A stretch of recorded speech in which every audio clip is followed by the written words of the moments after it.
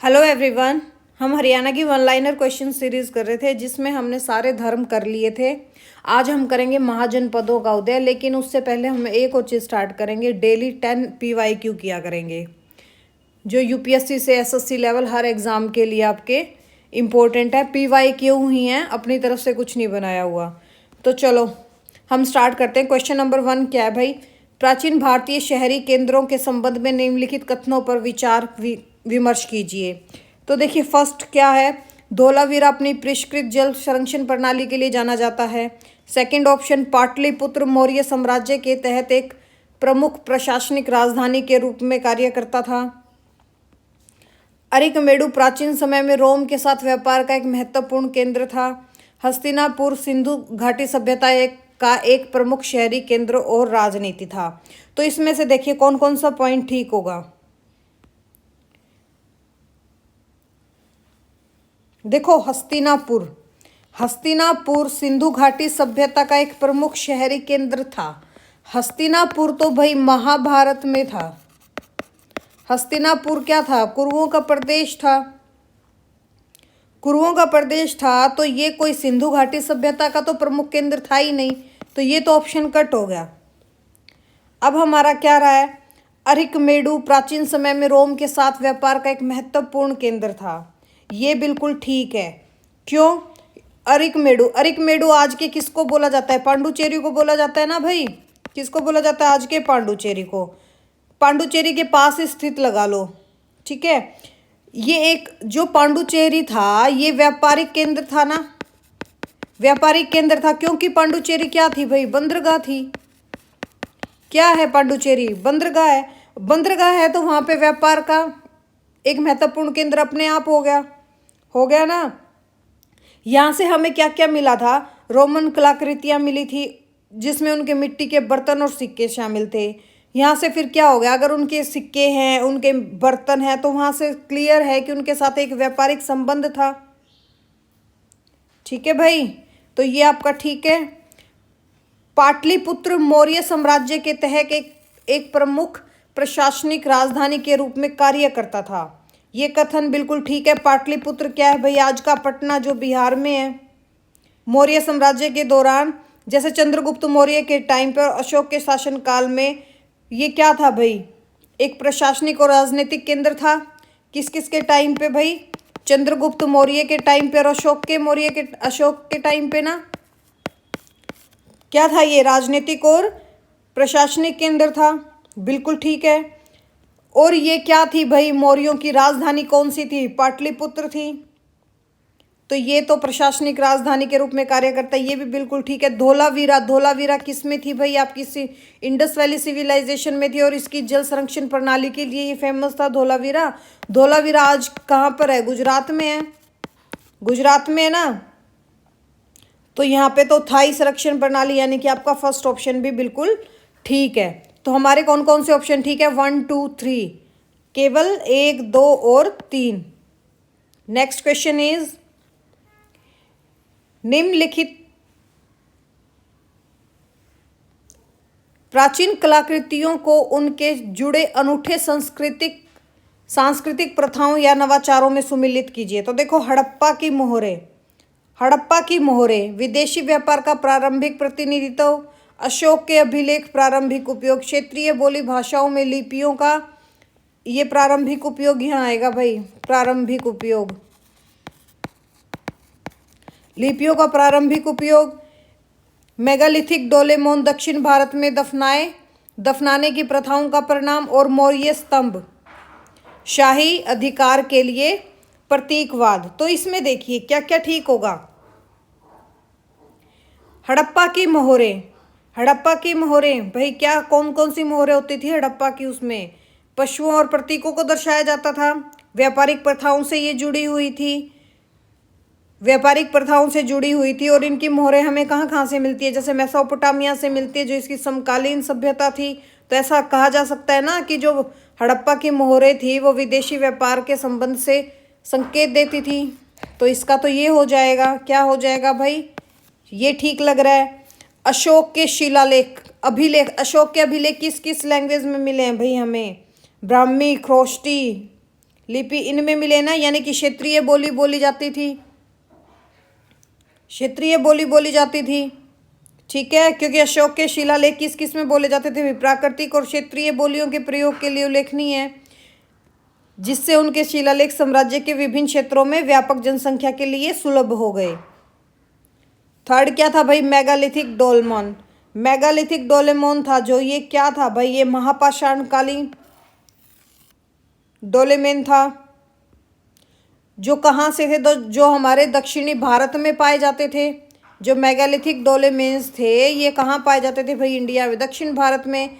तो ये यहाँ से अपने आप इससे जुड़ गया, यानी कि फर्स्ट का फर्स्ट, ए का फर्स्ट, सेकंड का बी, थर्ड का सी, तो डी का ऑब्वियस बात अपने आप यही हो गया, यानी कि ए का 1, बी का 2, सी का 3, डी का 4 हो गया भाई हमारा।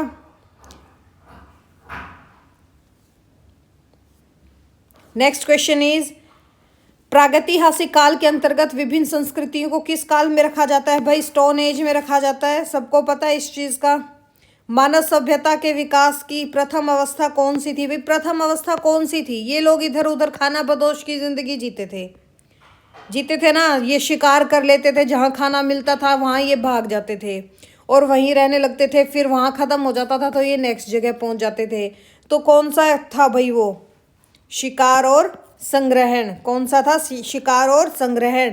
कृषि करना कब स्टार्ट किया था? नवपाषाण काल में। पशुपालन तो इन्होंने मध्य पाषाण में स्टार्ट कर दिया था। सिंधु घाटी सभ्यता की सबसे महत्वपूर्ण विशेषता क्या थी? क्या थी भाई? ये क्वेश्चन तो बहुत बार रिपीट होता है। उनका नगर नियोजन, उनका नगर नियोजन। प्रागैतिहासिक काल के उपकरण किस चीज से बनाए जाते थे? हथियार और उपकरण किस चीज से बनाए जाते थे भाई? लकड़ी, हड्डी, पत्थर, इन तीनों के ही मिले पाषाण काल में, तो ऑप्शन क्या आ जाएगा? D is correct. मानव की आग का प्रयोग सर्वप्रथम किस युग में हुआ था? मानव ने किस युग में कर दिया था भाई? किस युग में हुआ था आग का आविष्कार? प्रथम युग में ही, पूरा पाषाण काल में ही ना, क्योंकि ये लोग क्या थे? आग से परिचित हो गए थे, आग से परिचित हो गए थे, लेकिन इनको आग का यूज करना नहीं आता था पूरा पाषाण काल में। ठीक है, मध्य पाषाण काल में ये थोड़ा बहुत यूज करते थे, जैसे जानवरों को भगाने के लिए, लेकिन नव पाषाण काल में इन्होंने सारा इसमें क्या यूज करना स्टार्ट कर दिया? जैसे मिट्टी के बर्तन पकाने स्टार्ट कर दिए थे, खाना पकाना स्टार्ट कर दिया था। तो मानव के आग का प्रयोग सर्वप्रथम किस युग में किया? पूरा पाषाण काल में। मानव ने कृषि कार्य किस युग में आरंभ किया था? किस युग में आरंभ किया था भाई कृषि कार्य? नवपाषाण युग में ना, क्योंकि मध्य पाषाण युग में तो अपने आप फसल उगाई थी, लेकिन नवपाषाण काल में इन लोगों को ये पता चल गया था कि भाई ये वनस्पतिक बीज है और इससे हम बार बार में बोकर हम फसल ले सकते हैं। तो किस चीज में कृषि कार्य आरंभ हो गया था? नवपाषाण युग में। मानव द्वारा सर्वप्रथम किस धातु का प्रयोग किया गया था? किस धातु का प्रयोग किया गया था भाई? सबसे पहले कौन सा काल आया था? ताम्र पाषाण काल। तो क्या आ जाएगा ये? ताम्र, यानी कि तांबे का प्रयोग करना स्टार्ट किया था। और मानव ने सर्वप्रथम सबसे पहले किस खेती का प्रयोग किया था भाई? बहुत इंपॉर्टेंट है, जौ का। किसका किया था? जौ का। तो चलो अब हम स्टार्ट करते हैं हमारे महाजनपदों का उदय। देखो थोड़ा बहुत पढ़ लेते हैं इसके बारे में। महाजनपदों का उदय कब हो गया था भाई? 6ठी ईसा पूर्व में ही स्टार्ट हो गया था इनका उदय होना। ठीक है, महाजनपदों ने 6ठी सदी में पहले ही, यानी कि 6ठी ईसा पूर्व सदी के राज्य में इनका विस्तार हो गया था। जो आर्य जातियां थी उनके परस्पर विलीनीकरण से महाजनपदों का विस्तार हुआ और ये क्या बन गए? अलग अलग महाजनपद बन गए थे। इनके साथ ही कला कौशल की अभूतपूर्व अभिवृद्धि भी हुई थी, धन धान्य में भी समृद्धि होने लगी थी, व्यापार वाणिज्य का में भी चमत्कार ही लगा लो ये हो गया था एक तरह से। तो यही कारण है कि भारत में राजनीतिक इतिहास का प्रारंभ कब माना जाता है भाई? 6ठी शताब्दी ईसा पूर्व में माना जाता है, क्योंकि ना छोटे छोटे कबीलों में यानी कि महाजनपद उभर के सामने आने लगे थे। जैसे 6ठी शताब्दी के आसपास ना, जैसे उत्तर प्रदेश का जो एरिया है आपका, वेस्टर्न बिहार है, यहाँ पे ना लोहे के व्यापार उपयोग में आने लगे थे। लोहे का ये लोग काफ़ी यूज़ करने लगे थे। कब? 6ठी शताब्दी में। कौन कहाँ से? यूपी के लोग और बिहार के लोग। ठीक है, जैसे खेतों के लिए उपकरण बनाने लगे थे भाई, उपज हो जाए, जैसे हल वगैरह और ये चीज़, जिसके कारण व्यापार और वाणिज्य को बल मिला। क्षत्रिय वर्ग की शक्ति में अपार वृद्धि हुई क्योंकि लोहे के हथियार बनने लगे थे। इन परिवर्तनों के कारण क्या हुआ भाई, इन परिवर्तनों के कारण क्या होने लगा था भाई, जैसे ऋग वैदिक जो कबीलाई जनजीवन था ना, उसमें दरार पड़ने लगी और क्षेत्रीय भावना जागृत होने लगी थी, उनका निर्माण होना स्टार्ट हो गया था। कुल कितने जनपद का उल्लेख मिलता है भाई हमें? 16 जनपदों का उल्लेख मिलता है। किस में मिलता है भाई? बौद्ध ग्रंथ की अंगुत्तर निकाय में और महावस्तु में, और जैन ग्रंथ की भगवती सूत्र में हमें 16 जनपदों का उल्लेख मिलता है, जिसमें आपके कौन कौन से थे? जैसे मगध, कौशल, वत्स और अवंती थे, ये सबसे शक्तिशाली थे। कौन कौन से? 4, मगध, कौशल, वत्स, अवंती, ये सबसे शक्तिशाली महाजनपद थे। कौन कौन से? मगध, कौशल, वत्स और अवंती। और 16 महाजनपदों का उल्लेख किस में मिलता है भाई? बौद्ध ग्रंथ के अंगुत्तर निकाय में, महावस्तु में और जैन ग्रंथ के भगवती सूत्र में। मगध, कौशल, वत्स और अवंती क्या थे भाई? शक्तिशाली जनपद बनकर उभरे थे। और 16 महाजनपदों में ना, फिर जैसे जो आपका अश्मक था, ये एक ऐसा जनपद था जो दक्षिण भारत की गोदावरी नदी के किनारे स्थित था। सिर्फ एक जो अश्मक था ना, ये यहाँ पर था, जो आपके साउथ में था। एक ही जनपद था, बाकी जनपद सारे यहाँ थे, और 2 आपके आज के पाकिस्तान में है, गंधार वगैरह। ठीक है, तो जो अश्मक था ये अकेला ऐसा जनपद था, अश्मक, जो आपका गोदावरी नदी के किनारे, जो साउथ इंडिया में था। वज्जी एवं मल गणतंत्र व्यवस्था थी। वज्जी और जो मल आपके थे महाजनपद, इनमें कैसी व्यवस्था थी भाई? गणतंत्रात्मक व्यवस्था थी। और बाकी जितने भी जनपद थे, जैसे 2 में आपकी गणतंत्र थी, बाकी 14 बचे हुए में कैसी थी भाई? राजतंत्रात्मक व्यवस्था थी। 6 महानगरों की सूचना किससे मिलती है हमें? महापरिनिर्वाण सूत्र में मिलती है। कौन कौन से थे भाई वो 6 महानगर? चंपा, राजगृह, श्रावस्ती, काशी, कौसंबी और साकेत। ये क्या थे भाई? इन 6 महानगरों का वर्णन किस में मिलता है? महापरिनिर्वाण सूक्त में मिलता है। ठीक है, जैसे वैशाली का लिच्छवी गणराज्य विश्व का प्रथम गणतंत्र गणराज्य माना जाता है। कौन सा भाई? वैशाली वाला गणराज्य है विश्व का प्रथम गणतंत्र राज्य बोला जाता है। कौन सा? वैशाली का लिच्छवी गणराज्य, जो वज्जी संघ की राजधानी थी, जो वज्जी संघ की राजधानी थी। और इसका गठन कब हुआ था भाई? 500 ईसा पूर्व हुआ था। कब हुआ था? 500 ईसा पूर्व हुआ था। और जो 4 शक्तिशाली महाजनपद थे वो कौन कौन से थे भाई? मगध, कौशल, वत्स और अवंती। कौन कौन से थे? मगध, कौशल, वत्स और अवंती। ये आपको है ना थोड़ा थोड़ा इसलिए करवाया कि ताकि अब हम करें तो हमारे ना माइंड में सब कुछ घुलता जाए, इसलिए आपको थोड़ी सी इंट्रोडक्शन दी है। तो चलो हम करें स्टार्ट फिर भाई, चलो करते हैं। महाजनपदों का उदय। महाजनपदों का उदय कब हुआ भाई? 6ठी शताब्दी ईसा पूर्व के आसपास हुआ। महाजनपदों का उदय सामाजिक, आर्थिक, कृषि, सैन्य, धार्मिक और राजनीतिक विकास के कारण हुआ था। किस कारण हुआ था भाई? सामाजिक, आर्थिक दृष्टि, कृषि, सैन्य, धार्मिक और राजनीतिक विकास के कारण हुआ था। महाजनपदों का उदय कहाँ कहाँ से जुड़ा है भाई? आपका जो ये मान लो इंडिया है, तो आपका जो यूपी है और जो वेस्टर्न बिहार है, यहाँ से जुड़ा है। कहाँ कहाँ से जुड़ा है भाई? पूर्वी उत्तर प्रदेश और बिहार के विकास के कारण, क्योंकि यहाँ पे ना लोहे का उत्पादन स्टार्ट हो गया था, लोहे के उपकरण करने स्टार्ट हो गए थे, जिससे कृषि में भी विकास हुआ। और सेकंड, जो आपके राजा महाराजा थे भाई, ये भी अपनी शक्तियों को बढ़ाने लगे, क्योंकि हथियार किस चीज़ के बनने लगे थे? लोहे के। इस दौरान लोहे उत्पादन में सुधार हुआ और उपजाऊ जमीन की उपलब्धता बढ़ी थी। महाजनपदों का उदय भारत के दूसरी शहरीकरण का दौर था। पहला शहरीकरण कौन सा था भाई? आपका सिंधुकालीन सभ्यता। दूसरा कौन सा हो गया था आपके? महाजनपदों का उदय क्या हो गया था? भारत के दूसरे शहरीकरण का दौर था। अगर एग्जाम में आ जाए ना, भारत में पहली शहरीकरण का दौर कौन सा था, हम क्या कहेंगे? Indus valley civilisation. फिर आ जाए कि भाई भारत में दूसरे शहरीकरण का दौर क्या था? महाजनपदों का उदय।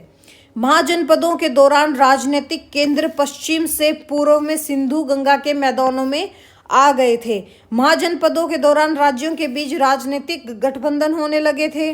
महाजनपदों का उदय प्राचीन भारत में राजनीतिक, सामाजिक और सांस्कृतिक परिदृश्य को निर्धारित करने में अहम भूमिका निभाता है। महाजनपदों में सबसे मजबूत और प्रभावशाली महाजनपद कौन सा था भाई? आपका मगध था। कौन सा था सबसे मजबूत और प्रभावशाली? मगध था। कौन सा था?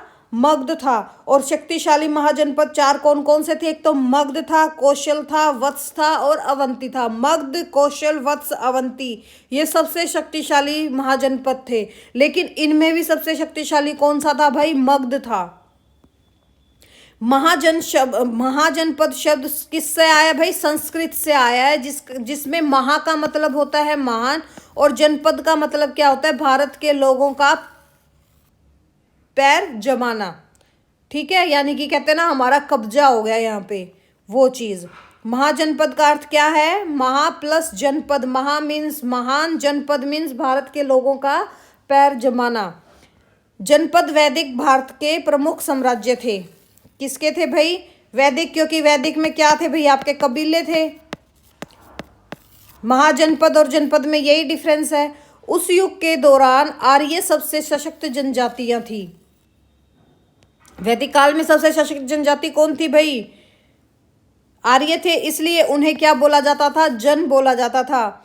इससे जनपद शब्द का जन्म हुआ था, जहां जन का अर्थ होता है लोग और पद का अर्थ होता है पैर।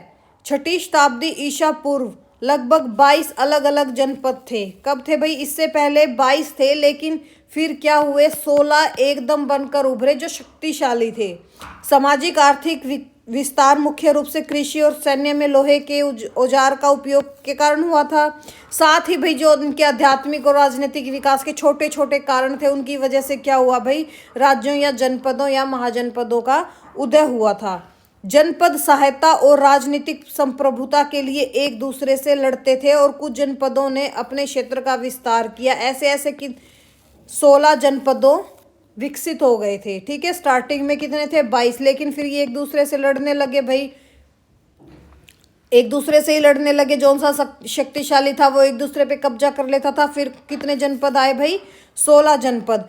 कुल 16 महाजनपद थे। उनका उल्लेख हमें कहाँ से मिलता है? आपको पहले भी बताया था, बौद्ध ग्रंथ के अंगुत्तर निकाय और महावस्तु में, और जैन ग्रंथ के भगवती सूत्र में। और जिनमें 4 शक्तिशाली कौन कौन से थे भाई? मगध, कौशल, वत्स और अवंती इनमें सर्वाधिक शक्तिशाली थे। 16 महाजनपद में अश्मक अकेला ऐसा जनपद था, सिर्फ अकेला, जो दक्षिण भारत में गोदावरी नदी के किनारे था। ये आ जाए ना कि 16 महाजनपदों में ये बताओ कौन सा अलग है। ठीक है, मान लो भाई आपको उत्तर भारत का दे दिया और एक अश्मक दे दिया, तो हम उसको क्या कह देंगे? अलग निकाल देंगे। क्यों? क्योंकि ये दक्षिण भारत का था। वज्जी और मल गणतंत्रात्मक व्यवस्था थी। वज्जी और मल महाजनपदों में क्या थी भाई? गणतंत्र थे, और बाकी कैसे थे? राजतंत्रात्मक थे। 6 महानगरों की सूचना हमें कहाँ से मिलती है? महापरिनिर्वाण सूक्त से मिलती है। जैसे चंपा, राजगृह, श्रावस्ती, काशी, कौसंबी और साकेत के हमें कहाँ से सूचना मिलती है भाई? महापरिनिर्वाण सूक्त से। और शायद ये मैं आपको बता चुकी हूँ ओरली भी। वैशाली का लिच्छवी गणराज्य विश्व का प्रथम गणतंत्र माना जाता था। कौन सा भाई? वैशाली का लिच्छवी, जो आपका ये था ना वज्जी संघ। वज्जी संघ की राजधानी कौन सी थी भाई? वैशाली थी। और यहाँ पे किनका राज चलता था? लिच्छवियों का। इनका गठन कब हुआ था? 500 ईसा पूर्व में हुआ था, और ये प्रथम गणतंत्र माना जाता है, यानी कि गणतंत्र राज्य माना जाता है। 4 शक्तिशाली महाजनपद कौन से थे? मगध, कौशल, वत्स और अवंती। महाजनपद ज्यादातर कहाँ थे भाई? विंध्य के उत्तर में स्थित थे और पूर्व में बिहार से लेकर उत्तर पश्चिमी सीमा तक फैले हुए थे। सरकार के स्वरूप के आधार पर महाजनपदों को 2 भागों में वर्गीकृत किया जाता था। किन किन में वर्गीकृत किया जाता था भाई? राजशाही महाजनपद और गणतंत्रात्मक महाजनपद। एक तो राजशाही, जहां राजा का शासन चलता था, और दूसरा गणतंत्र। और दूसरा कौन सा था भाई? आपका गणतंत्र। महाजनपद कितने उसमें विभक्त था भाई? 2 में था। कौन कौन से में था भाई? राजतंत्र और गणतंत्र। जैसे राजतंत्र में एकमात्र शासक कृषकों से वसूले गए राजस्व का अधिकार होता था, लेकिन गणतंत्र में क्या होता था भाई? राजस्व पर प्रत्येक कबीलाई कुलीन का अधिकार होता था। ठीक है, जिसे हम राजा कहते थे। एक डिफरेंस तो हो गया आपका ये। प्रत्येक राजतंत्र शासक के पास एक नियमित व्यावसायिक सेना होती थी और गणतंत्र शासन में प्रत्येक राजा अपने सेनापति के अधीन सेना का प्रबंध करने के लिए स्वतंत्र था। समझ में आ गया भाई? ये दो कारण आपको मैंने बता दिए और आगे हम और भी पढ़ेंगे। जैसे ना राजतंत्र में क्या होता था भाई, ब्राह्मण प्रभावशाली थे, लेकिन प्रारंभिक गणतंत्र में उनके लिए कोई स्थान नहीं था। राजतंत्र में ब्राह्मण प्रभावशाली थे और प्रारंभिक गणतंत्र में ब्राह्मणवाद नहीं था। गणतंत्र व्यवस्था में कुलीनों की समिति के अंतर्गत कार्य किया जाता था, जबकि राजतंत्र में केवल एकमात्र शासक तक ही वो सीमित होता था। ठीक है भाई, समझ में आ गया? तो देखो राजशाही महाजनपद कैसे होता था, जिसको हम मोनार्कियल महाजनपद भी बोलते हैं। राजशाही महाजनपदों का में राज्य का वंशागुत राजा और सरदार पर शासन था। यहाँ के शासकों में ब्राह्मण और वैदिक यज्ञ को महत्व दिया जाता था।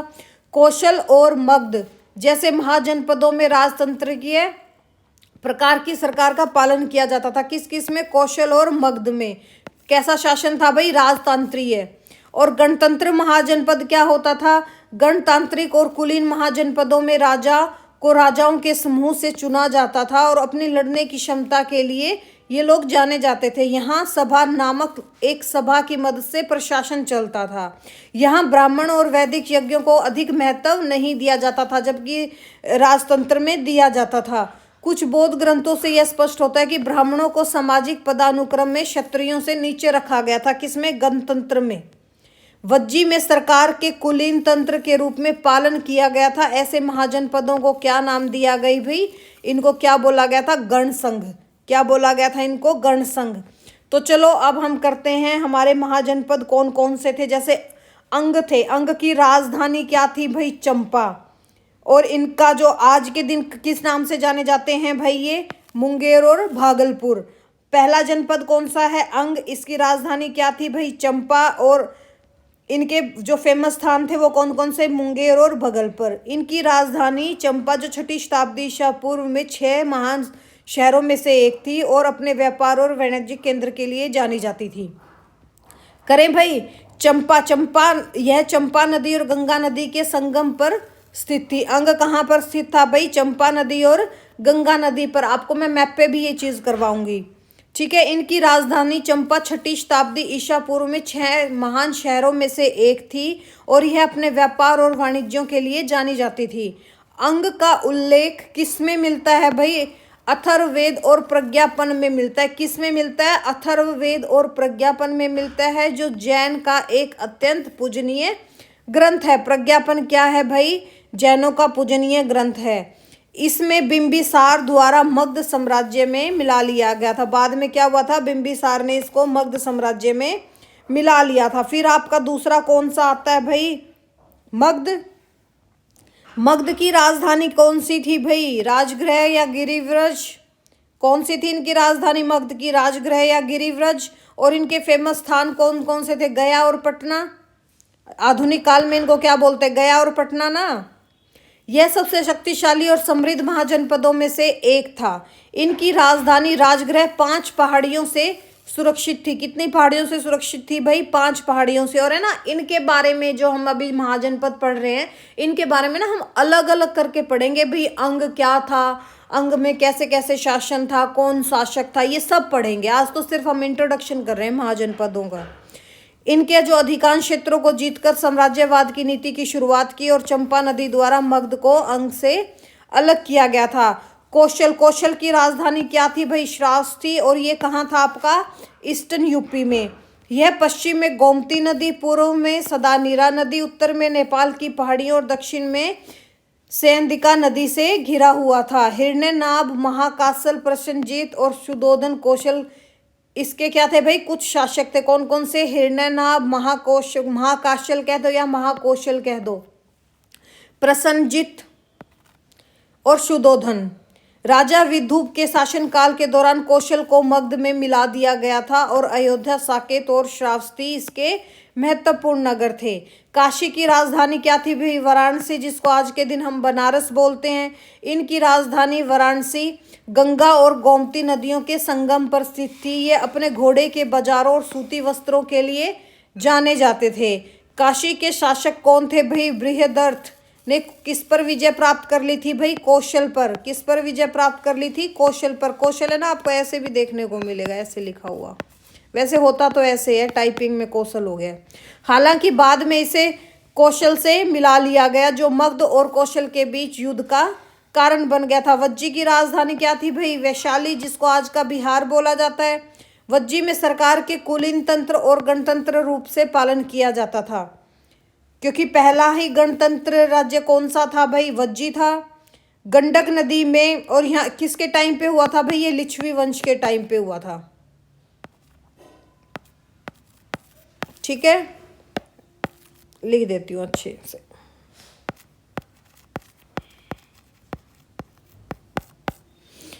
गंडक नदी में वज्जी को कौशल महाजनपद से अलग कर दिया गया था। मतलब अलग करते हैं कौन कौन सा?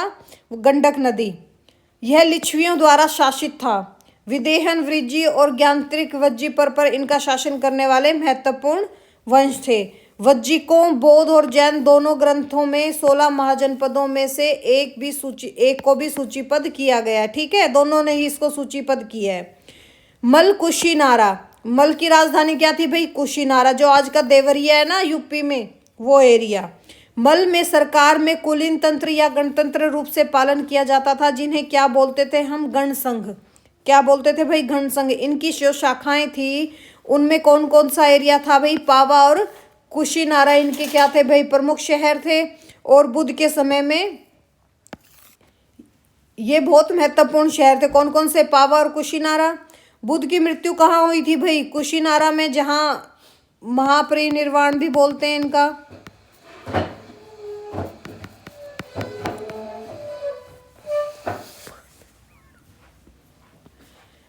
इनकी शाखाएं कहाँ कहाँ थी भाई? पावा और कुशीनारा शहरों में। बुद्ध की मृत्यु कहाँ हुई थी भाई? कुशीनारा में, जो आज का कुशीनगर बोला जाता है। इन्होंने पावापुरी में क्या किया था भाई? निर्वाण प्राप्त किया था। फिर चेंदी की राजधानी क्या थी भाई? बांदा या सोथीवती। कौन सी थी? बांदा या सोथीवती, जिसे आज का हम बुंदेलखंड बोलते हैं। ये एक राजशाही महाजनपद था। कैसा था भाई? राजशाही महाजनपद था। और जो सहजती और त्रिपुरी चेंदी थे ना, ये इनके महान नगर थे। इनका क्षेत्र मालवा के पैठार तक फैला हुआ था। यह वर्तमान बुंदेलखंड के पूर्वी क्षेत्रों को कवर करता था। चेडिस का उल्लेख महाभारत और ऋग्वेद में मिलता है। किस में मिलता है भाई? चेडिस का उल्लेख महाभारत और ऋग्वेद में। कुरुओं की राजधानी कौन सी थी? इंद्रप्रस्थ थी। और कहाँ कहाँ थी भाई? ये मेरठ और दक्षिणी हरियाणा में। कौरव इसूकारक कुरुज महाजनपद के महत्वपूर्ण शासक थे। वे युधिष्ठिर की जाति के थे। उन्होंने भोजों, पंचालों और यादवों के साथ वैवाहिक संबंध बनाए थे। कुरु के शासकों को अर्थशास्त्र में राजसब्दोपजीवना, इसको क्या बोलते थे? राजा का कौशल कहा जाता था। ठीक है, कुरु महाजनपद में पूर्ण राजतंत्र अनुपस्थित था, यानी कि यहाँ पे कैसा था भाई? गणतंत्र। पंचाल की राजधानी कौन सी थी भी? काम्पिल्य या अहिच्छत्र बोल देते, जिसको आज का आपका वेस्टर्न यूपी है। जो प्राचीन ग्रंथों में पंचाल के 2 वंश थे।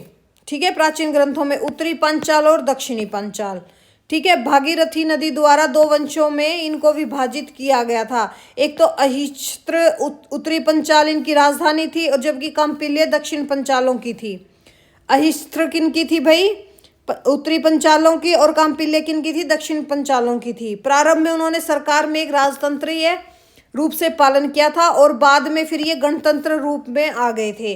वत्स की राजधानी कौन सी थी भाई? कौसंबी, जो आज का इलाहाबाद के नाम से जानी जाती है। इलाहाबाद का नाम क्या चेंज कर दिया भाई? प्रयागराज। क्या कर दिया? प्रयागराज। वत्स कौरवों की एक शाखा थी, जो वत्स में चले गए थे। वत्स का सबसे प्रमुख शासक कौन था भाई? उदयन था, जिसे शिकार करने का प्रबल शौक था। पुराणों के अनुसार निकक्षु, एक पांडव वंशज, ने वत्स की राजधानी हस्तिनापुर से कौशांबी स्थानांतरित कर दी थी। यह व्यापार और अन्य आर्थिक गतिविधियों के लिए भी जाना जाता था। मत्स्य की राजधानी क्या थी भाई? विराटनगर, जो आज के आपके राजस्थान जयपुर को जाना जाता है। इसमें राजस्थान के कौन कौन से एरिया शामिल थे भाई? आपके अलवर और भरतपुर एरिया शामिल थे। मत्स्य को यमुना नदी द्वारा पंचाल से अलग किया गया था। इसकी राजधानी पांडवों के छिपने के स्थान के रूप में प्रसिद्ध है। कौन सी भाई? अलवर और भरतपुर में छुपे थे ना यह एक चेदी महाजनपद का हिस्सा बना था। किस महाजनपद का हिस्सा बन गया था भाई? बाद में मत्स्य चेदी का। यहाँ राजा सुजाता ने मत्स्य और चेदी दोनों पर शासन किया था। सूरसेन या शूरसेन, इनकी राजधानी कौन सी थी भाई? मथुरा। मथुरा को आज भी मथुरा के नाम से जाना जाता है।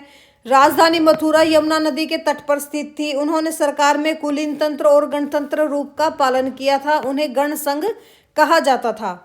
अवंती सूरसेन के प्रमुख शासकों में से एक बुद्ध के प्रमुख शिष्य थे। कौन से थे भाई? अवंती पुत्र। उन्होंने मथुरा में बौद्ध धर्म का प्रचार प्रसार किया था। बाद में विशाल मगध साम्राज्य में इन्होंने मिला लिया गया था। अश्मक या अस्मक, इनकी राजधानी कौन सी थी भाई? पैठन। और किस नदी के किनारे स्थित थी? गोदावरी नदी के किनारे। इसे अस्मक के नाम से भी जाना जाता है। और ये दक्षिण भारत का एक ही जनपद था। यह दक्षिणा पथ में स्थित था। इसमें तेलंगाना, महाराष्ट्र, आंध्र प्रदेश के क्षेत्रों को कवर किया था। ब्रह्मादत्त और अरुण अस्मका इसके महत्वपूर्ण शासक थे। कौन कौन से? ब्रह्मादत्त और अरुण। अवंती, महिषामती और उज्जैन, मालवा इनके प्रमुख प्रदेश थे। आपने वो बाहुबली मूवी देखी है ना, उसमें महिषामती आती है। अवंती, महिषामती, उज्जैन, मालवा और मध्य प्रदेश इनके एरिया थे। यह सबसे शक्तिशाली महाजनपदों में से एक था। ये दो भागों में विभक्त था, उत्तरी अवंती और दक्षिणी अवंती। उज्जैन था जो वो उत्तरी अवंती की राजधानी था और महिषामती दक्षिणी अवंती की राजधानी था। 6ठी शताब्दी ईसा पूर्व के दौरान क्या हुआ था भाई? प्रघोत अवंती एक शक्तिशाली शासक हुआ करता था जिसने वत्स ने उसको जीत लिया था। अवंती का एक अन्य प्रसिद्ध शासक था प्रसन्नजीत, जिसने मगध के साथ वैवाहिक संबंध बनाकर अपनी स्थिति को मजबूत कर लिया था और अपनी बहन कौशल देवी का विवाह किससे कर दिया था भाई? बिंबिसार से कर दिया था और उसको काशी जो था वो दहेज के रूप में दिया था। गंधार की राजधानी क्या थी भाई? तक्षशिला, जिसको आज के दिन रावलपिंडी बोला जाता है, जो आज के दिन ये कहाँ पर है भाई? पाकिस्तान में।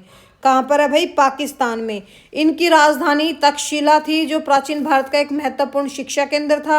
इनका क्षेत्र कहाँ कहाँ से था भाई? अफगानिस्तान में काबुल से लेकर उत्तर पश्चिमी प्रांत के रावलपिंडी तक। 6ठी शताब्दी ईसा पूर्व के दौरान राजा पुक्कू कस्ती द्वारा यहाँ पे शासन किया गया था। किसके द्वारा शासन किया गया था? पुक्कू कुस्ती द्वारा, जो बिंबिसार के समकालीन थे। महाभारत के अनुसार गंधार कौरवों का एक मजबूत सहयोगी थे। कौन थे भाई? गंधार कौरवों के एक मजबूत सहयोगी थे। क्यों? क्योंकि गंधारी थी वो क्या थी? कौरवों की माँ थी, जिन्होंने एक साथ पांडवों के खिलाफ लड़ाई की थी। गंधार की बेटी का नाम क्या था भाई? गंधारी था। गंधारी के नाम से ही तो गंधार पड़ा था। और गंधारी क्या थी? कौरवों की माँ थी। इसे 6ठी शताब्दी ईसा पूर्व में उत्तरार्ध में फारसियों ने जीत लिया था। कंबोज की राजधानी क्या है? पूंछ, रजौरी और खजुराहो, आज के दिन जिसको रजौरी और खजुराहो के नाम से जाना जाता है। यह पंजाब और कश्मीर में हिंदू कुश पहाड़ों के आसपास, जो आपका पूंछ एरिया नहीं है आज के दिन जम्मू कश्मीर में, वो एरिया, यह पंजाब और कश्मीर में हिंदू कुश पहाड़ों के आसपास उत्तर पश्चिमी क्षेत्र में स्थित था। ब्राह्मणवादी ग्रंथों में कंबोज को असंस्कृत लोगों द्वारा माना जाता था। अर्थशास्त्र उन्हें वार्ता शास्त्रोपजीवन संघ के रूप में संदर्भित करता था, जिसका अर्थ क्या होता था भाई? किसान, व्यापारियों और चारावाहों योद्धाओं का संघ होता था। ये थे आपके 16 महाजनपद। भाई कौन कौन से जनपद थे आपके 16? बताओ अब जल्दी जल्दी, कौन कौन से थे? जल्दी बताओ। अवंती, अश्मक, मत्स्य यानी कि मच्छ, सूरसेन था, कुरु था, पंचाल था, और कौन कौन सा था भाई आपका? चौचीत था, या इसको आप चेतीय जातक की राजधानी भी बोल देते थे। वत्स था, चेती बोल देते थे। वत्स था, मल था, और कौन कौन सा था? वज्जी था, मगध था, अंग था, कौशल, काशी। ठीक है, ये आपके क्या थे? 16 महाजनपद थे। चलो अब इनके बारे में थोड़ी और हम एक्स्ट्रा जानकारी ले लेते हैं कि भाई इनमें क्या क्या होता था। ठीक है, जैसे महाजनपदों की राजनीतिक संरचना क्या थी? अधिकांश राज्य में सम्राट थे, लेकिन कुछ गण और संघ के रूप में जाने जाते थे। यानी कि गणराज्य थे, कुछ राष्ट्र राज्य थे, कुछ गणराज्य थे। इन गण संघों में एक परिषद के मदद से राजा चुने गए और शासन किया जाने लगा जो कुलीन वर्ग के थे। वज्जी एक शक्तिशाली महाजनपद था जो संघ प्रणाली के तहत शासन करता था। गणतंत्रात्मक राज्यों में जैन और बौद्ध धर्म के संस्थापक आ गए थे। जहां गणतंत्र था ना, क्योंकि गणतंत्र में क्या था, ब्राह्मणवाद था ही नहीं, ब्राह्मणवाद नहीं था, तो वहां पे कौन कौन से संस्थापक थे, जैन धर्म और बौद्ध धर्म था, क्योंकि जैन धर्म बौद्ध धर्म दोनों ही ब्राह्मणवाद के खिलाफ थे। प्रत्येक महाजनपद की अपनी एक राजधानी होती थी। अन्य शासकों से सुरक्षा के लिए उनमें अधिकांश अपने चारों ओर तरफ क्या कर लेते थे भाई, किलेबंदी कर लेते थे। इन नए राजाओं और राजाओं से नियमित सेनाएं बनाई रखी थी। ये लोगों के रूप में कितना टैक्स लेते थे भाई, फसल का 1/6 भाग लेते थे। इसे भागा या साझा करने में एक रूप जाना जाता था, भगा या साझा करने में। शिल्पकार, चरवाहे, शिकारी और व्यापारी सभी करों के अधीन होते थे। 16 महाजनपदों में जो मगध बिंबिसार के शासनकाल में सबसे शक्तिशाली राज्य के रूप में उभरा था। मगध कब, बिंबिसार के शासनकाल में। अधिकांश महाजनपदों को जीतकर यह एक विशाल साम्राज्य की स्थापना करता। किसने भाई, बिंबिसार ने। मगध उत्तर भारत में राजनीतिक गतिविधियों का प्रमुख केंद्र बन गया था और मगध साम्राज्य भारत का पहला साम्राज्य था। लोहे के हल के फाल अधिक लोकप्रिय हो चुके थे। इनके परिणाम स्वरूप अधिक उत्पादन होता था। किसानों ने धान की बुआई करनी स्टार्ट कर दी थी। जमीन पर बीज फेंकने की बजाय पौधे लगाए गए और खेतों में उगाए गए। जैसे आज के दिन जैसे धान की खेती होती है, सेम वैसे ही इसमें उत्पादकता में काफी वृद्धि हुई, लेकिन परिणाम स्वरूप काम में भी उल्लेखनीय वृद्धि हुई। फिर देखो भाई, फिर कृषि में जैसे परिवर्तन आ गए थे इनके।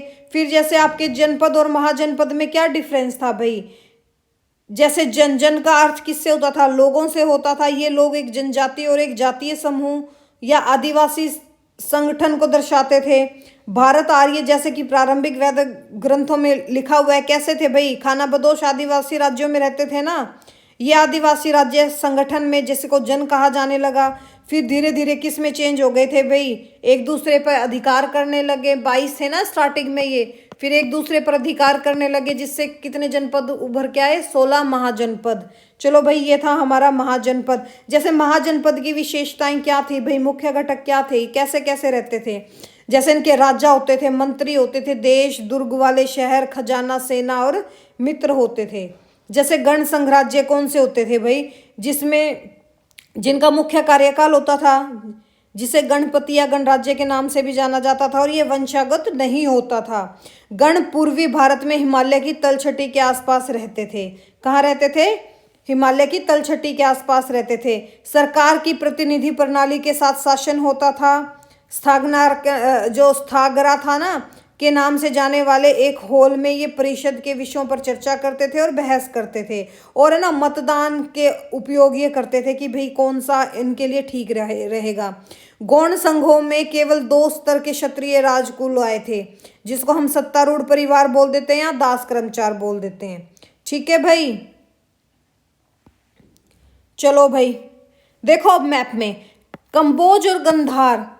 आज के दिन अगर आपको ये क्वेश्चन आ जाए ना कि 16 महाजनपदों में से आज के दिन भारत से बाहर कौन से महाजनपद थे, कौन कौन से थे भाई, वो कंबोज और गंधार। कंबोज आज की रावलपिंडी बोल देते हैं। फिर आपका एक जनपद कौन सा था, कुरु, पंचाल, कौशल, मल, विज्जी, काशी, मगध, अंग, वात्सा, सूरसेन, मत्स्य, अवंती, चेती और आपका अस्मक।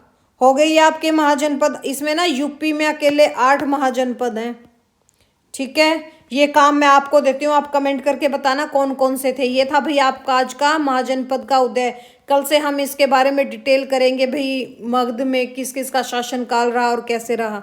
चलो भाई, वीडियो अच्छी लगी तो लाइक एंड सब्सक्राइब जरूर करें और शेयर भी करें अपने दोस्तों के साथ। Thank you, have a nice day.